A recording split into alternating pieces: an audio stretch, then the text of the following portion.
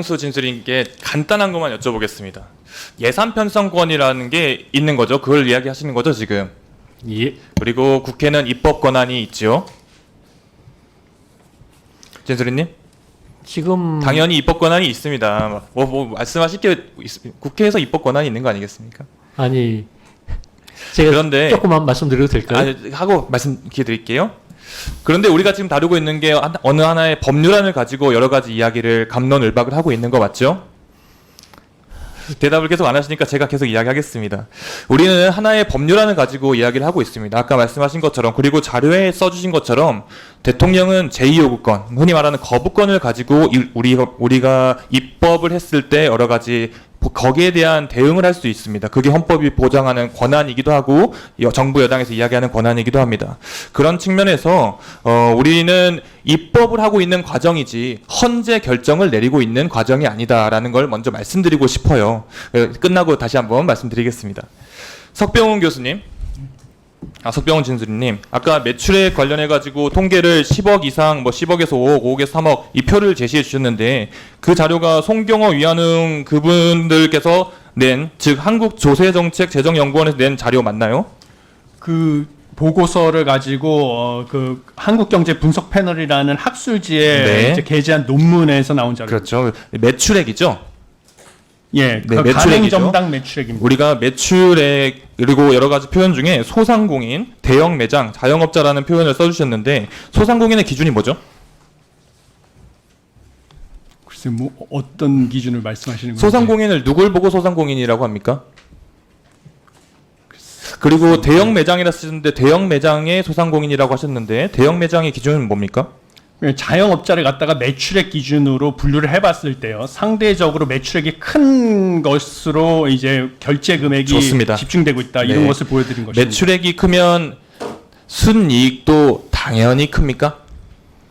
매출액과 이제 순이익을 비교해 보면 이제 양의 상관관계가 양의 큰 것으로, 상관관계라고 할 수 있습니다. 있지만 예. 차이는 분명히 있을 수 있고 분명히 다른 여러 가지 똑같다고 볼 수는 없겠죠. 그래서 이 매출 규모별로 따지는 거에 대해서도 다시 한번 좀 우리가 짚어봐야 될 것 같아요.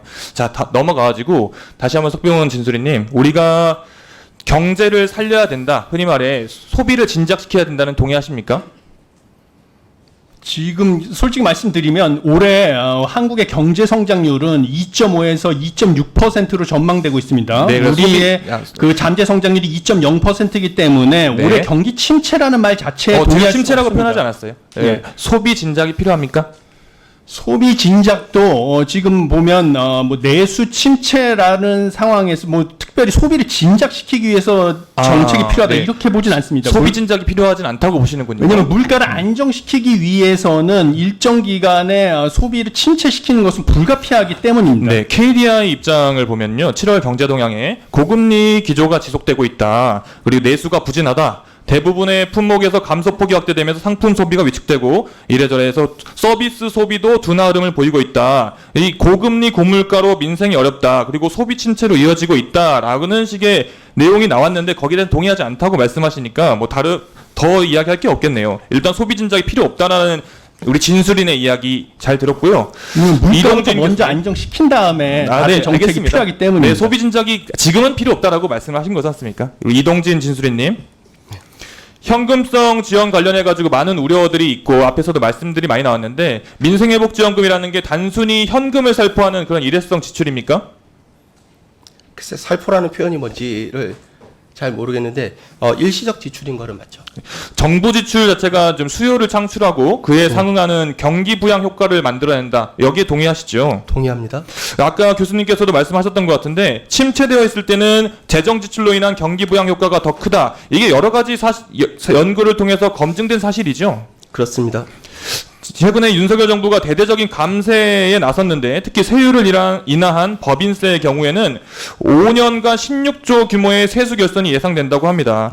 이것에 따르면은 정부의 논리가 기업한테 세금 깎아주면 투자나 고용으로 이어진다는 거였는데요. 재정 건전성을 해치더라도 결과적으로는 국가 경제에 기여할 거라고 하는데 일종의 투자라는 이야기인 것 같은데 이번 민생회복지원금도 단순 현금 살포가 아니라 경기 부양이 목적인데 이거 역시 국가 경제에 기여하기 위한 거 아니겠습니까? 맞습니다. 정부가 재정 건전성 운운하고 있는데 이에 대해서 의견을 마무리해 주시죠. 글쎄 재정 건전 지금 개인적으로 제일 아쉬운 게 왜 재정 건전성을 이제 재정 건전성이 중요하다고 말씀하시면서 왜 감세가 지금 그 이슈가 되는지 그게 제일 이해가 안 가고요. 아까처럼 감세 효과는 그리 크지 않습니다. 그리고 아까 감세를 통해서 이제 다이나믹하게 올라가는 거는요.